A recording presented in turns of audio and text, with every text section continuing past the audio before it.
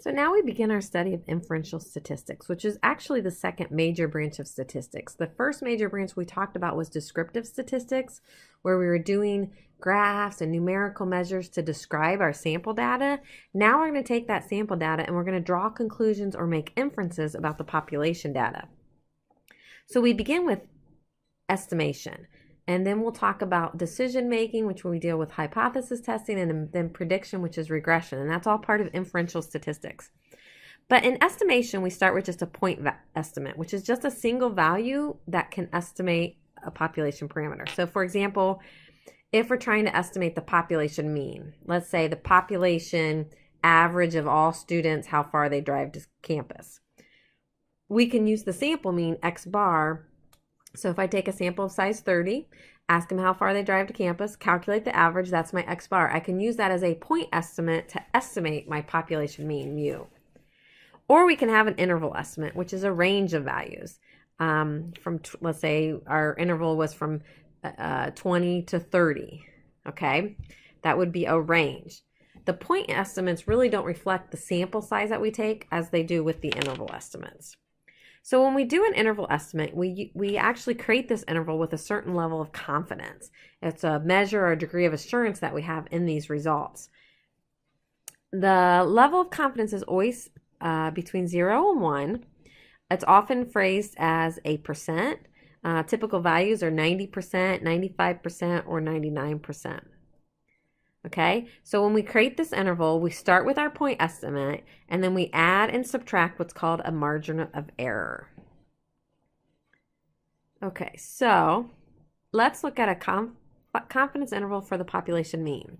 So when we're finding that confidence interval for mu, we can have two situations. We can have when we know our standard deviation and one when we don't know our standard deviation. Okay, so if we know our standard deviation, we use what's called a one sample z interval. Again, this is when the population standard deviation is known. Okay, so that's sigma. So it's very important to look at that difference. Okay, so what that looks like is our interval will look like this. It'll be between two numbers, and our population mean, or the population parameter that we're trying to estimate, will go in the middle of our inequality signs here. So we take our sample mean and we add a margin of error and we subtract a margin of error. The margin of error can be calculated by taking the critical value of z, multiplying by the population standard deviation, divided by the square root of n. So on our calculator, we can do stat, test, z interval. Just a little note here, we only use s to estimate sigma when our sample size is larger than or equal to 30. So I'm going to skip down here and do an example. In a random sample of 50 VCRs, the mean repair cost was $75 and the standard deviation is known to be 1250. So therefore, we know our population standard deviation. If we only knew the standard deviation with the sample, we can't use the z. Okay, our X bar is $75, and we want to construct a 99% confidence interval for the population mean. Okay, so if we look at that formula, we're going to have mu in the middle, and we're going to take our sample mean and subtract the margin of error, and our sample mean and add the margin of error. Okay, now one way we can do this is actually we can just get it from our calculator. So I'm going to show you two ways to get this margin of error.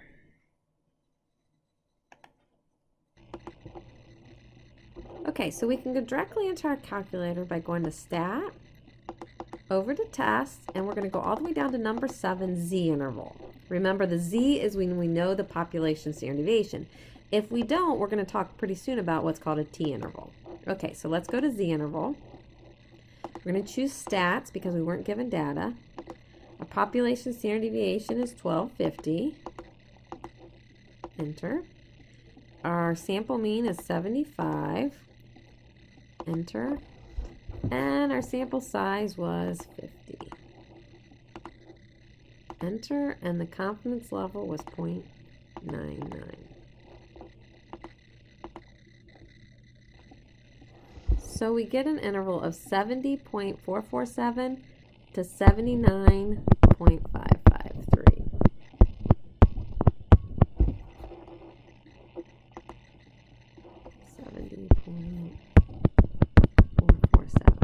okay?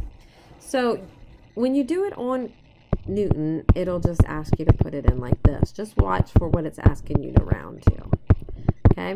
When you guys do it for me on a quiz or test, I like to see it written as an interval like this, okay? So here our sample was size 50, our confidence level was 0.99. So if we want to find our margin of error, okay, if you're going to get your confidence interval directly from the calculator, okay, we can get this just by taking the upper limit minus your point estimate. Okay, so we get 4.553. All right, now how do we do this using the formula? Using the formula, we take z critical times sigma over the square root of n, right? Wasn't that our formula back up here? Oops, too far. Z critical times sigma over the square root of n. Okay, so we know that sigma is 1250 and n is 50. The question is, what is z critical? Okay, so there's different tables that show it different ways. So in your table, it's going to show it as z with a subscript of alpha over 2. So z alpha is 100% minus this. So that is 1% divided by 2, right? Or z with a subscript of 0.01 divided by 2 is 0.005. So when you look that up in the table, you should see 2.58. So we get 2.58 times 1250 divided by the square root of 50. So we get 2.58 times 1250 divided by the square root of 50. Okay, and you can see here we get 4.56. So you're going to have some rounding. Your calculator is actually going to be a little bit more accurate because this comes from the table and is rounded. Does this make sense? All right, now the interpretation, Newton doesn't always ask you for interpretation, but when you do it for a quiz or test, basically you're going to put it back in terms of the problem. You're going to say we are 99% confident that, and you have to state what you're estimating, the population mean repair costs, population mean repair cost is between, now we have to put the units with this when we do the interpretation, $70.45 and $79.55. So I rounded to the nearest cents because that made sense.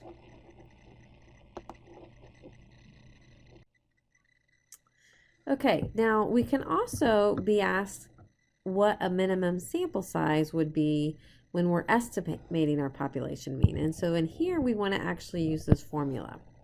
Okay, before I do that, there were some questions in the homework that ask you if you're given the confidence interval. For example, if this is the confidence interval and it asks you what the sample mean is, remember the sample mean's just halfway in between here, right? So we could just average these two and that would give us the middle point. Does that make sense? So we would just add these two together, 92.3 plus 120.7 divided by 2, 106.5 would be your sample mean. So then if you wanted to find the margin of error, we would take the 120.7 minus the 106.5. Okay? Okay. Now back to calculating our minimum sample size. So what happens in these problems, it will actually give you the population standard deviation, and then it will say if you want to estimate a score within 1 point, let's say assuming the population standard deviation is equal 5, and we want to do this with 95% accuracy. Okay, so when we use this formula, our margin of error that it's giving us here is 1, our sigma is 5, and then we have to calculate our z critical value, which we do this as alpha over 2, just like we did before. Okay, so alpha, remember, is the complement of this. 100% minus 95%, so alpha is 5%. So as a decimal, that's 0.05 divided by 2. This is z with a subscript of 0.025. Okay, which if you look that up on your table, I believe is 1.96. And they should give you a table for that. So if we plug this into our formula, we'd have 1.96 times the standard deviation of 5 divided by the margin of error 1, all squared. So we will put this into our calculator. And I'm going to use parentheses.